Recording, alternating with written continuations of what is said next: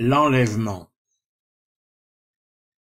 En lisant une publication et les commentaires associés, j'ai été surpris par la certitude biblique de l'auteur. Enlèvement et retour de Yeshua au dernier jour. Mais quel est donc ce dernier jour? Est-ce celui de l'enlèvement? Pour comprendre, il faut revenir à plusieurs livres de la Bible. La Genèse, l'Exode, les Évangiles et le Découvrement, entre autres. Mais voyons pourquoi Yeshua doit revenir et découvrir ce qui va se passer dans les derniers jours. Évangile de Jean, chapitre 1, les versets 1 à 4. En tête, lui le Logos et le Logos. Lui pour Elohim, et le Logos, lui Elohim. Lui en tête pour Elohim. Tout devient par lui. Hors de lui, rien de ce qui advient ne devient. En lui la vie, la lumière des hommes. Et livre du Découvrement, chapitre 22, le verset 13. Moi, l'Aleph et le Tav, le premier et le dernier, l'en-tête et la fin. Celui dont il est parlé est Yeshua, le Messie. Évangile de Matthieu, chapitre 16, le verset 16. Shimon Pétros répond et dit: Tu es le Messie, Ben Elohim, le fils de l'Elohim de la vie. Est-il seulement le Messie? La réponse de Shimon Pétros fait suite à la question de Yeshua. Évangile de Matthieu, chapitre 16, le verset 13. Yeshua vient du côté de Césarea de Philippos. Il questionne ses adeptes et dit: Les hommes, que disent-ils qu'il est, le Fils de l'homme? Et Évangile de Marc, chapitre 14, le verset 62. Yeshua dit: Moi je suis. Vous verrez le Fils de l'homme assis à la droite de la puissance. Il vient avec les nuées du ciel. Continuons à lire dans l'évangile de Marc, chapitre 2, le verset 28. Ainsi, le Fils de l'homme est l'Adon, même du Shabbat. Après ces quelques versets, résumons ce qu'est Yeshua. Tu es le Messie Ben Elohim, le fils de l'Elohim de la vie. Moi, l'Aleph et le Tav, le premier et le dernier, l'en-tête et la fin. Moi, je suis. Vous verrez le Fils de l'homme assis à la droite de la puissance. Il vient avec les nuées du ciel. Ainsi, le Fils de l'homme est l'Adon, même du Shabbat. Y aurait-il un rapport entre Yeshua, le Fils de l'homme, l'Adon même du Shabbat et l'enlèvement? Lisons quelques versets sur le Shabbat. Évangile de Marc, chapitre 2, le verset 27. Il leur dit: le Shabbat est fait pour l'homme, et non l'homme pour le Shabbat. Et surtout, livre de l'Exode, chapitre 20, les versets 8 à 11. Souviens-toi du jour du Shabbat pour le consacrer. Tu travailleras 6 jours, fais tout ton ouvrage.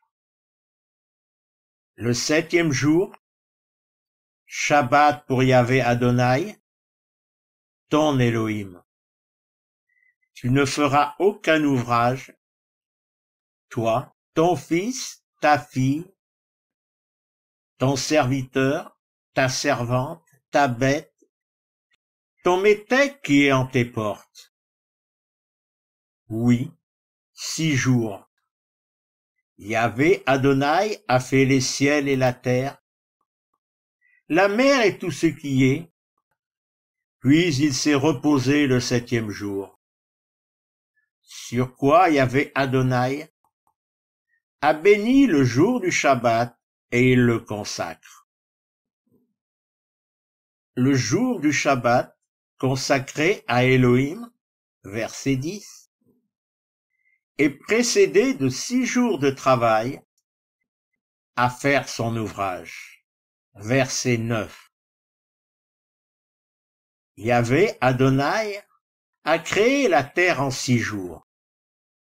Yeshua ne devait-il pas faire aussi son ouvrage en 6 jours avant d'entrer dans le repos du Shabbat? Quel fut donc le premier jour qui allait voir commencer l'ouvrage de Yeshua? Nous allons voir quand se conclut le 6e jour de l'ouvrage de Yahvé Adonai, livre de la Genèse, chapitre 1, verset 31. Elohim voit tout ce qu'il avait fait, et voici un bien intense. Et c'est un soir, et c'est un matin, jour 6e. Il est à noter que le 6e jour se termine le soir. Puis vint le 7e jour. Livre de la Genèse, chapitre 2, les versets 1 à 3. Ils sont achevés, les ciels, la terre, et toute leur milice. Elohim achève au jour 7e son ouvrage qu'il avait fait.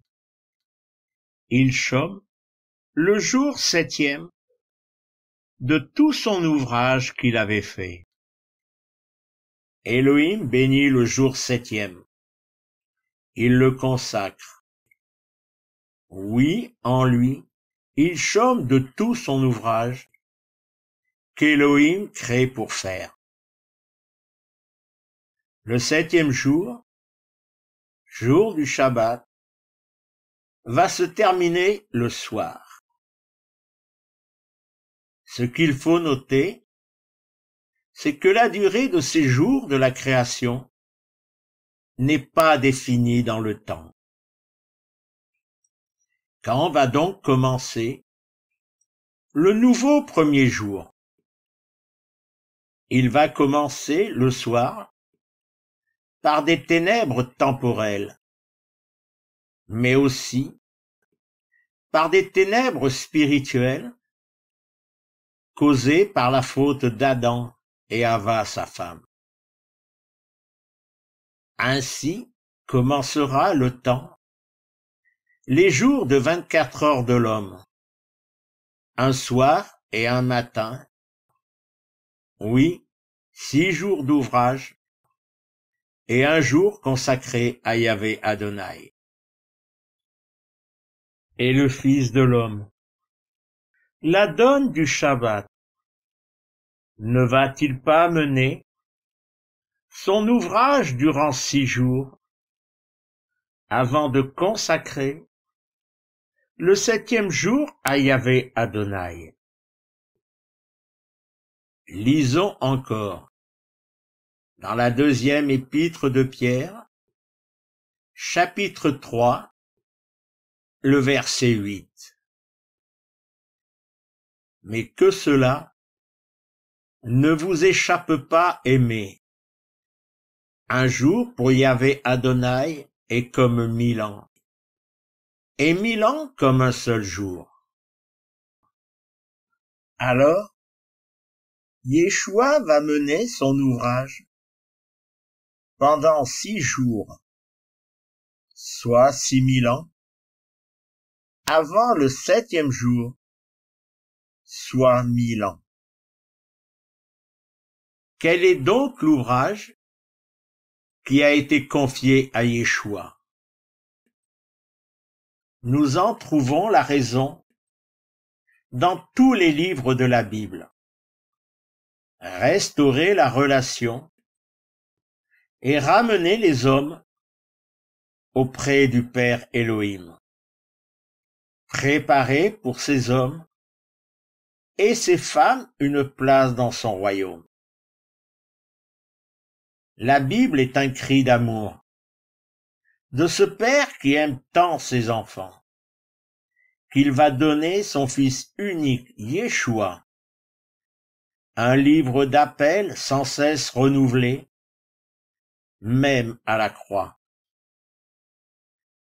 Lorsque je réfléchis sur la Bible, mélisons dans le livre de la Genèse, chapitre 1, les versets 17 à 19. Elohim les donne au plafond des ciels pour illuminer la terre, pour gouverner le jour et la nuit, et pour séparer la lumière de la ténèbre. Et Elohim voit quel bien. Et c'est un soir et c'est un matin, jour 4e. Il semblerait qu'environ 4000 ans après que les portes du jardin en Éden furent fermées, que les ténèbres aient englouti le cœur des hommes, une lumière soit apparue, Yeshua le Messie. Avant d'en arriver au terme du 6e jour de l'ouvrage de Yeshua, je désire faire une pause et revenir au soir de la dernière Pâque que Yeshua a partagé avec ses adeptes. En lisant le chapitre 17 de l'évangile de Jean, et en particulier les versets 11 à 13, nous réalisons qu'il remet toutes choses entre les mains du Père. Et désormais, je ne suis plus dans l'univers, et ils sont dans l'univers, tandis que moi, je viens auprès de toi. Père consacré, garde-les en ton nom que tu m'as donné, afin qu'ils soient un comme nous. Quand j'étais avec eux, moi je les ai gardés en ton nom que tu m'as donné. Je les ai sauvegardés, et pas un d'eux ne s'est perdu, sauf le fils de la perdition, pour que l'écrit soit accompli. Maintenant je viens à toi, et cela je le dis dans l'univers, pour qu'ils aient mon chérissement parfait en eux-mêmes. Mais il y a plus que cela. Évangile de Luc, chapitre 23, les versets 42 et 43. Et il dit, Yeshua, souviens-toi de moi quand tu viendras dans ton royaume. Et il lui dit, Amen, je te dis, aujourd'hui tu seras avec moi dans le paradis. En lisant ces deux versets, je réalise que Yeshua dit, non pas quand je reviendrai, mais je t'emmène maintenant, avant mon retour. En venant ici-bas, par ce voile du temple déchiré, Yeshua a ouvert la porte du jardin en Éden.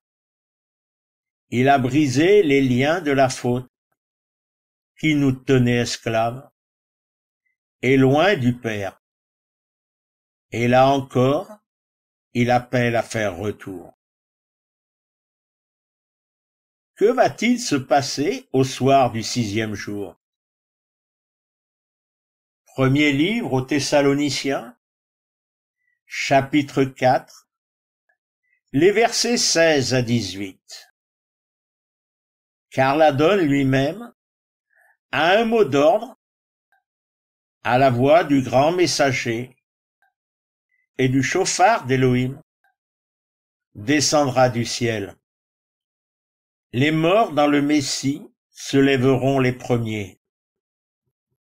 Ensuite, nous les vivants restés là, nous serons enlevés ensemble, avec eux dans les nuages, pour rencontrer l'Adon dans l'air.